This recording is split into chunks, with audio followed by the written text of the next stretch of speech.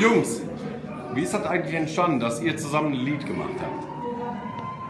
Es war so, dass der Peter auf mich zukam. Wir haben zusammen wo war das? In Mettwitz oder war so eine allgemeine Party, ein bisschen Künstlertreffen und so weiter. Da haben wir ein bisschen Party gemacht und dann hat der Fuchs zu mir gesagt, lass uns, der typische Aussage von Künstler für Künstler, lass uns was zusammen machen.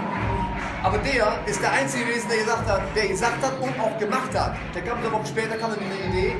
Ja, und dann erzähl mal. Ja, dann haben wir uns im Garten getroffen und da warst du ja auch dabei. Der Kameramann war auch dabei, damit er jetzt Bescheid wisst. Genau. Und dann haben wir uns dann zusammengesetzt, dann habe ich mein bestes Keyboard ausgepackt, wenn ihr euch daran erinnern könnt. Ohne Batterien? Ohne Batterien, ohne mehr.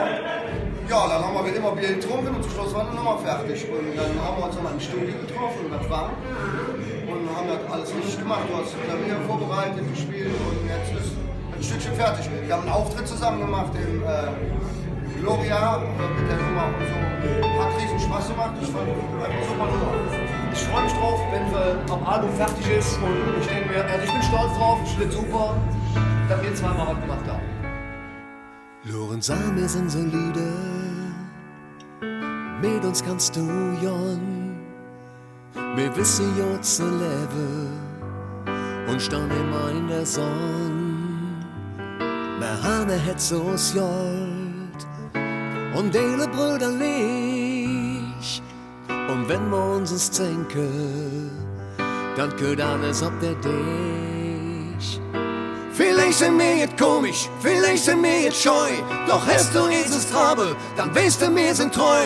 Bei uns immer zusammen, nicht nur in der Kneipe oder glückst hoch das Märchen, wir würden ständig breit. Wir sind ganz normale Menschen. Und man steht füreinander ein. Wir haben uns Träume und haben uns Wünsche, weil wir ganz normale Menschen sind. Das steckt in jedem von uns drin.